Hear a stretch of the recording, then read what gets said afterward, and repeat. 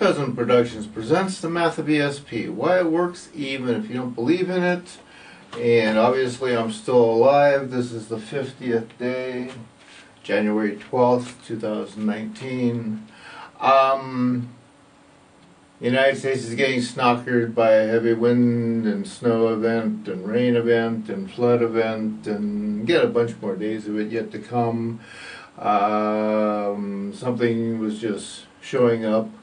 I think it was on the Weather Channel about the polar vortex has split again like it did last year, so there'll be repeated bouts of both flooding rains and snows and freezing temperatures and all kinds of things that are really horrible to your infrastructure and your crop loss routines and problems, because you're going to lose a lot of product from, I mean, people don't stop to think about it, but you have warehouses that are holding food and stuff, whether it's frozen or canned or dried, packages waiting to go out from Frito-Lay and, you know, whatever type of a thing. I mean, you know, McDonald's has got to ship from Argentina beef for their cattle, for their hamburgers here in, you know, here in the North America type of a thing. So all of this extreme weather all around the world is definitely damaging the overall infrastructure.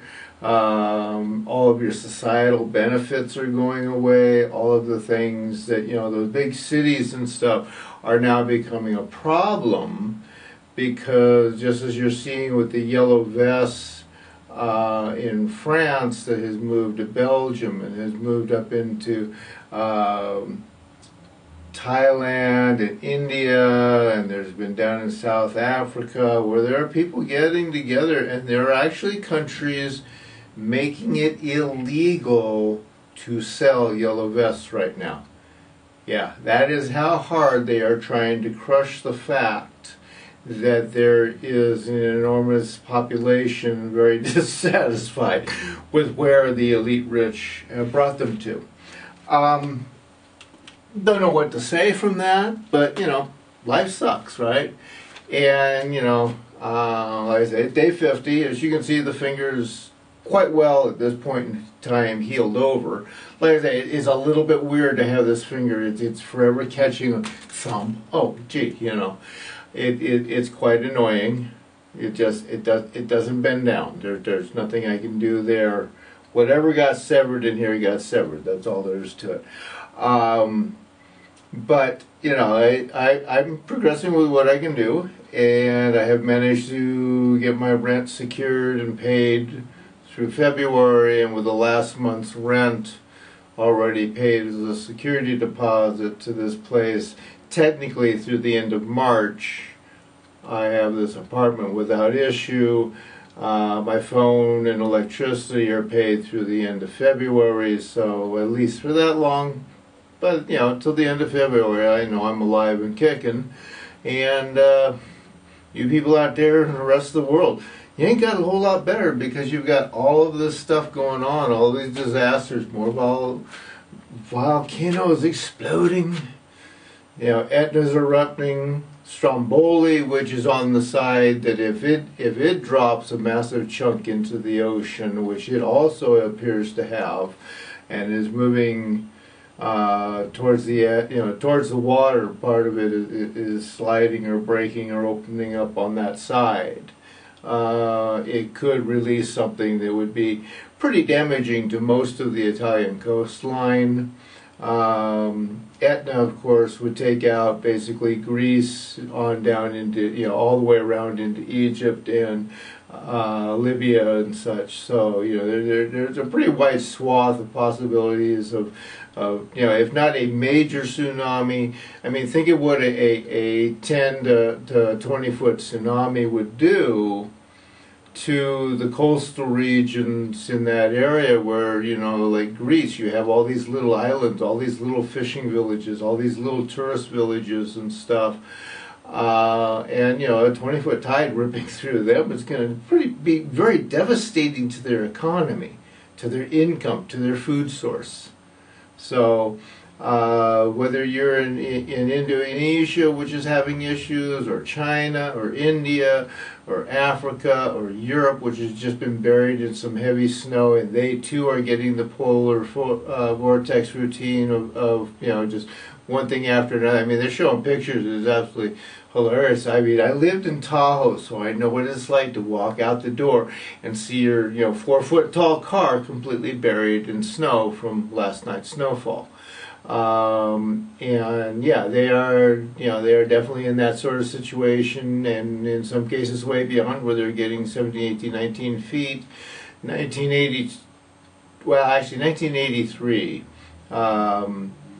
January, up in Plymouth County, my wife had just announced she wanted to be an ex-wife, and yeah, lack of anything better, I dumped my being pissed off at her because I don't like hitting humans.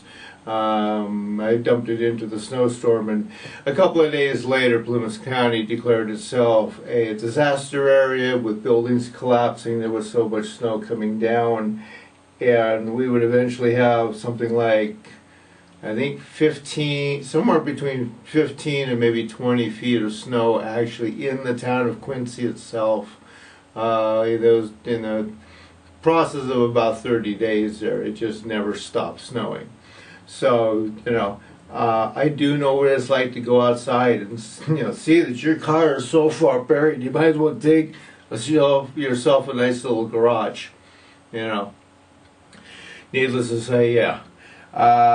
Snow is something that you shovel, and when you think you're done, look at that, there's some more of the white stuff.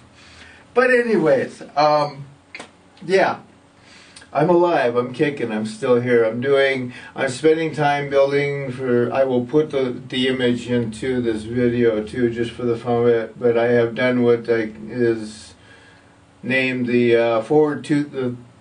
two-thirds forward captain's ready room. It's my little private room, where if I want to invite people in for a meeting or something, obviously this is my meeting place. It's got very nice views, but it's up in the front of the ship, and it's up where things are in control. But it's not the bridge itself. So, but it's my little place. Otherwise, I go up there and have fun. My starship is a self-aware, not AI. Okay, there's a difference between your human. Oh, it's AI, which is simply a series of algorithms that if this does this, then this is what you do.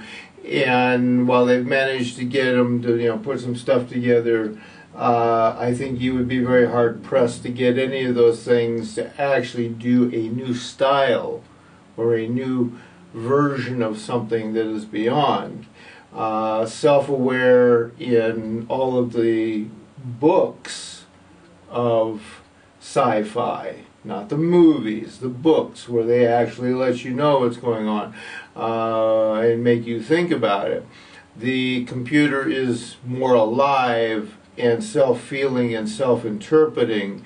It's not just a random numbers generator, as most of all the AI now run off of, is they just have a random number generator in the background. Watson, IBM's big smart computer, yeah. If you know anything about Jeopardy, the more you cram for the exam, the more you have in your head there.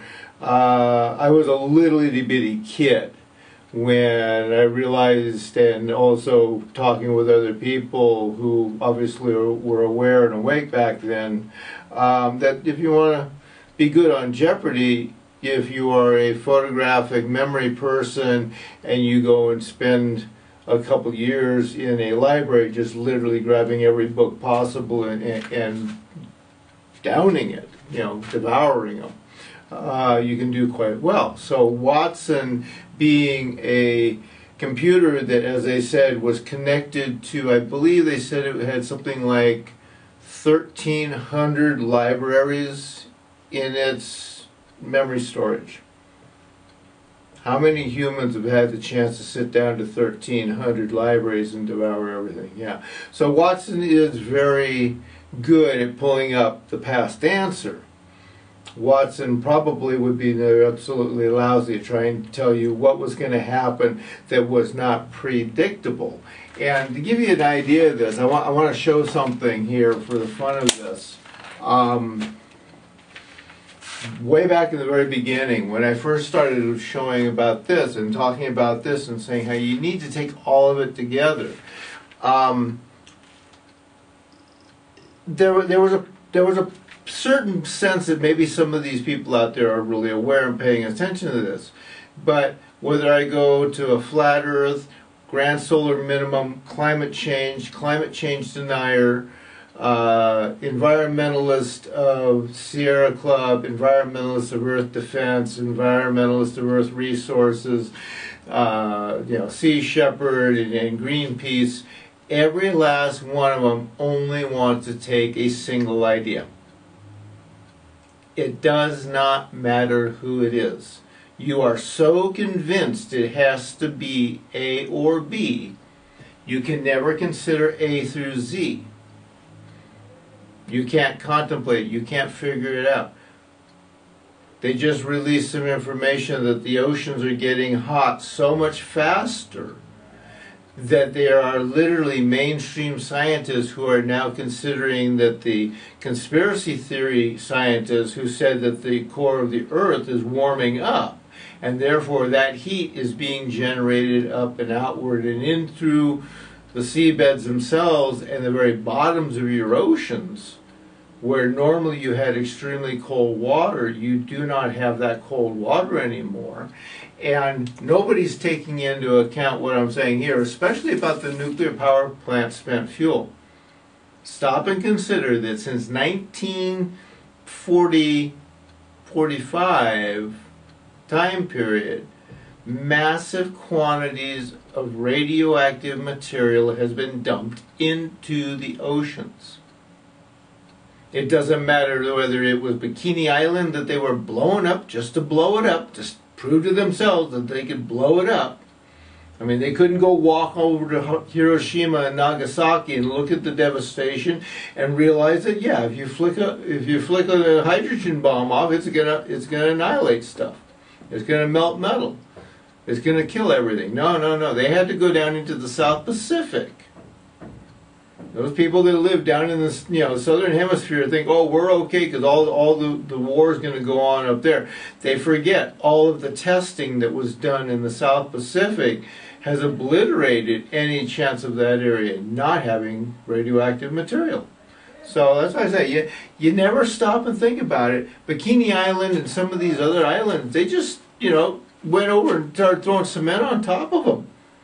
They're so nuclear hot, we cannot go near and do anything to them.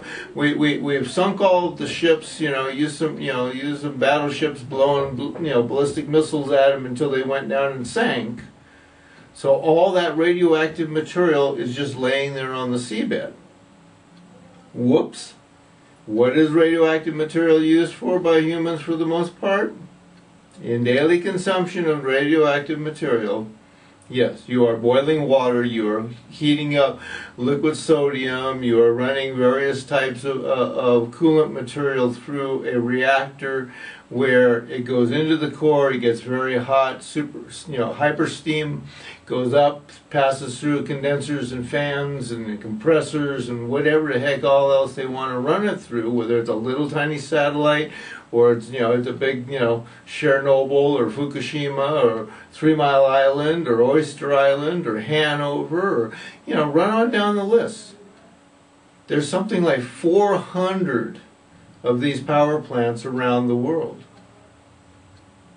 And every last one of them is at least 20 years old, which means every last one of them has at least 20 years worth of waste material dumped out somewhere on your planet.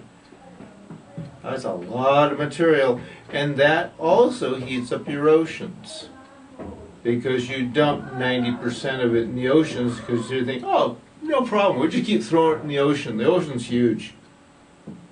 The stuff you buried in mine shafts is leaking in the mine shafts, and the stuff you threw at the bottom of the ocean is leaking in the ocean. Yeah. Anyway, world's doing fine. You're having a wonderful time. Happy New Year. I'm still alive. I got like another 30 days or so. Today's day 50, the big 50. So, you know, it looks like I might make it a while yet. So have fun, enjoy.